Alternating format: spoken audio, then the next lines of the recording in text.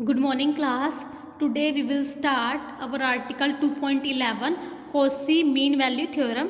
Last lecture में हमने Lagrange's mean value theorem पढ़ी थी चैप्टर 2 की। आज हम स्टार्ट कर रहे हैं कॉची मीन वैल्यू थ्योरम। बिल्कुल ही इजी थ्योरम है, पेपर में आती है तो आप आसानी से इसको कर पाओगे। देखो इसके सबसे पहले स्टेटमेंट, यहाँ पे आपके पास क्या है, अब तक आपने एक ही फंक्शन पढ़ा है एफ। इस वाली थ्योरम में आपके पास दो फंक्शन आएंगे एफ एंड जी, ठीक है। तो देखो स्टेटमेंट रीड आउट करो। Let F and G be two function define on closed interval A B such that F और जी क्या है, दोनों के दोनों कॉन्टिन्यूस है क्लोज इंटरवल ए बी में। एफ और जी दोनों के दोनों डेरिवेबल है ओपन इंटरवल ए बी में। और थर्ड कंडीशन क्या गिवन है कि जी डैश एक्स क्या है, not equal to 0 for all X belong to open interval A B. इस ओपन इंटरवल ए बी के किसी भी पॉइंट पे आपके पास जी फंक्शन का फर्स्ट ऑर्डर डेरिवेटिव हमेशा क्या आएगा, नॉट इक्वल टू 0 आएगा, को कभी 0 के बराबर नहीं होगा।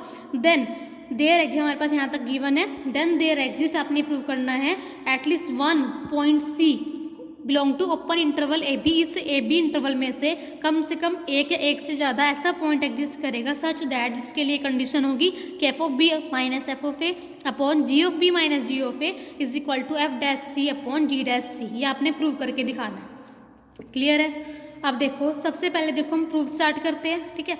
तो हम अब क्या काम करते हैं, अपने जी फंक्शन के ऊपर एक कंडीशन चेक करते हैं। जो हमारा जी फंक्शन है ना, उसके ऊपर एक कंडीशन चेक करते हैं कि जो हमारा जी फंक्शन है, जी ऑफ एक्स फंक्शन है, कभी भी, ठीक है, जो हमारे पास गिवन कंडीशन है उसके लिए, जो हमारे पास जी फंक्शन है उसके लिए कभी भी जी ऑफ ए बराबर नहीं होगा जी ऑफ बी के, ठीक है। जो हमारे पास जी के लिए ऊपर कंडीशन गिवन है उसको देखते हुए हम ये कहेंगे कि जो कभी भी हमारा जी की ए पॉइंट पे वैल्यू, जो हमारे पास ए बी, जो हमारे पास एक ए बी क्लोज इंटरवल है उसके एंड पॉइंट्स पे कभी भी जी पॉइंट्स की वैल्यू फंक्शन की जी इन पॉइंट्स पे कभी भी जी फंक्शन की वैल्यू इक्वल नहीं आएगी। कभी भी जी ऑफ ए इक्वल नहीं आएगा जी ऑफ बी के। G of A not equal to G of B होगा। ऐसा क्यों कह रहे हैं हम? अगर हम इसका उल्टा लेके चल लेते हैं, ठीक है, सपोज हम कर लेते हैं अगर हमारे पास G of A is equal to G of B अगर मैं लेके चल लेती हूँ तो हमारे पास जो जी फंक्शन है वो रोलिस थ्योरम की तीनों कंडीशन को सेटिस्फाई कर रहा है। देखो जी हमारे पास कॉन्टिन्यूस भी है, जी हमारे पास डेरिवेबल भी है। अगर मैं लेके चलती हूँ कि जी ऑफ ए बराबर है जी ऑफ बी के, तो इसका मतलब है जी फंक्शन ने रोलिस थ्योरम की तीनों कंडीशन सेटिस्फाई करती। तो अकॉर्डिंग टू रोलिस थ्योरम हमारे पास क्या होता है कि ओपन इंटरवल ए बी में से सी पॉइंट ऐसा एग्जिस्ट करेगा जिसके लिए G dash C is equal to 0 हो जाएगा, ठीक है। पर हमारे पास गिवन कंडीशन क्या है कि ओपन इंटरवल में से कोई भी पॉइंट ऐसा, कोई भी पॉइंट किसी भी पॉइंट के लिए जी का फर्स्ट ऑर्डर डेरिवेटिव हमेशा क्या रहेगा, नॉट इक्वल टू 0 रहेगा। पर यहाँ तो हमारे पास जो सी है वो भी तो ओपन इंटरवल यहीं से बिलोंग कर रहा है बी में से, पर उस पॉइंट के लिए तो डेरिवेटिव रोलिस थ्योरम के अकॉर्डिंग 0 आ रहा है। पर गिवन कंडीशन क्या है कि हमेशा डेरिवेटिव क्या आएगा, नॉन 0 आएगा। तो हमारे गिवन कंडीशन को कॉन्ट्रडिक्ट कर जाएगी। अगर मैं G of A equal to G of B ले लेती हूँ तो इसका मतलब है कि जी ऑफ बी हमेशा नॉट इक्वल टू रहेगा जी ऑफ बी के। क्लियर है? तो जी फंक्शन के लिए सबसे पहले हमने ये कंडीशन होल्ड करके दिखाई, क्योंकि अगर जी ऑफ ए और जी ऑफ बी बराबर हो गए तो हमारे नीचे तो इन्फिनिटी आ जाएगा, ठीक है, डिनोमिनेटर में इन्फिनिटी बन जाएगा, तो हमारे पास कुछ प्रूव करने को रह ही नहीं जाएगा, तो थ्योरम ही नहीं हमारे पास स्टेट हो पाएगी, ठीक है। थ्योरम ही हमारे पास क्या है, इन्फिनाइट हो जाएगी, इसकी स्टेटमेंट ही एग्जिस्ट करेगी। तो इसलिए हमने पहले ये दिखाया कि जो हमारे पास डिनोमिनेटर है वो एग्जिस्ट कर रहा है, यानी कि जी ऑफ बी बराबर नहीं है जी ऑफ ए के, तो इसका मतलब ये नीचे वाला पार्ट कभी भी 0 नहीं होगा। क्लियर है? तो देखो यहाँ पे यही लिखा हुआ है कि हमेशा द गिवन कंडीशन, ये वाली कंडीशन हमें इम्प्लाई कर रही है कि G of A not equal to G of B है। अगर हम सपोज कर लेते हैं कि G of A equal to G of B है तो हमारे पास जी रोलिस थ्योरम की सारी कंडीशंस को सेटिस्फाई कर जाएगा, क्योंकि देखो हमारे पास जी कॉन्टिन्यूस भी है, जी डेरिवेबल भी है और G of A equal to G of B है, ठीक है। तो रोलिस थ्योरम के अकॉर्डिंग हमारे पास सी एक ऐसा पॉइंट आएगा ओपन इंटरवल ए बी में से जिसके लिए जी डैश सी तो 0 हो जाएगा। पर this is a contradiction to the given condition कि जी डैश एक्स तो नॉट इक्वल टू 0 है for every X belong to open interval A B, ठीक है। तो इसका मतलब है कि हमारे गिवन कंडीशन को कॉन्ट्राडिक्ट कर जाएगा, तो इसलिए हमने जो अज्यूम किया है G of A not equal to G of B वो बिल्कुल राइट है। क्लियर है? तो हमने अज्यूम कर लिया G of A not equal to G of B, ठीक है।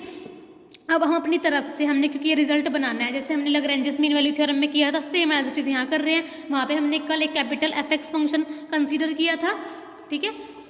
अब यहाँ पे हम क्या कर रहे हैं, एक फाई एक्स फंक्शन कंसीडर कर रहे हैं, फाई एक्स में कैसे बना रही हूँ, F X plus capital A G X से खुद अज्यूम करना है वेयर ए है हमारे पास कांस्टेंट है जिसकी वैल्यू मैं आगे निकालूंगी सच दैट ये फाई फंक्शन इस तरह से लेना है कि phi of A is equal to phi of B है, ये सारा अज्यूम में करके चलना है। ठीक है, अब मैं ए कैपिटल ए की वैल्यू निकालूंगी।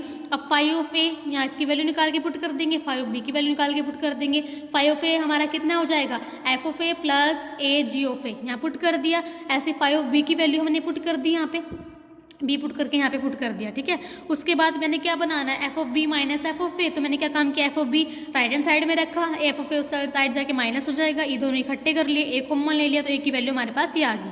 अब आपने जो प्रूव करना है रिजल्ट उसमें F of B minus F of A तो ठीक है, नीचे क्या है G of B minus G of A, तो मैंने यहाँ से माइनस कॉमन ले लिया। ठीक है, तो G of B minus G of A हो जाएगा, माइनस कॉमन लिया उसको साइड शिफ्ट कर दिया, क्लियर है। तो माइनस ऑफ ए की वैल्यू ये आ गई हमारे पास। ठीक है, अब हम क्या काम कराएंगे, जो हमारे पास फंक्शन फाई है हम उसको सेटिस्फाई करेंगे रोलिस थ्योरम की। हम देखेंगे कि जो हमारा फाई फंक्शन है कि वो किसको सेटिस्फाई कर रहा है, रोलिस थ्योरम को सेटिस्फाई कर रहा है, इससे हमारे पास इसकी वैल्यू ए की वैल्यू आ जाएगी।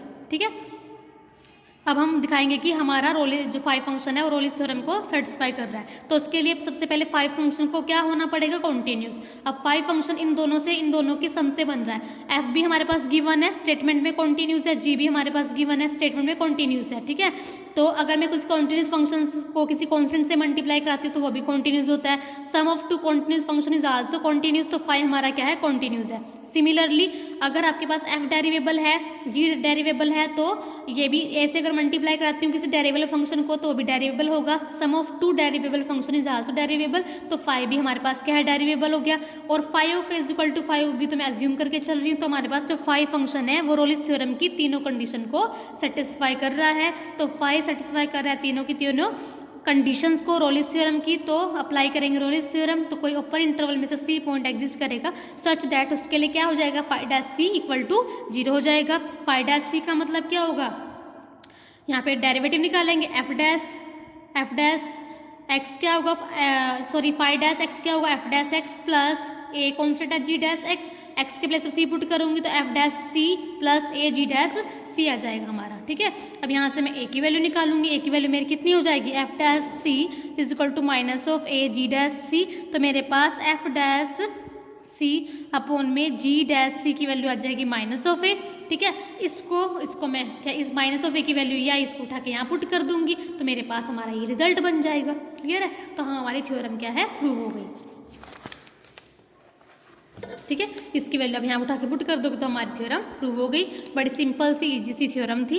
ठीक है, थैंक यू क्लास।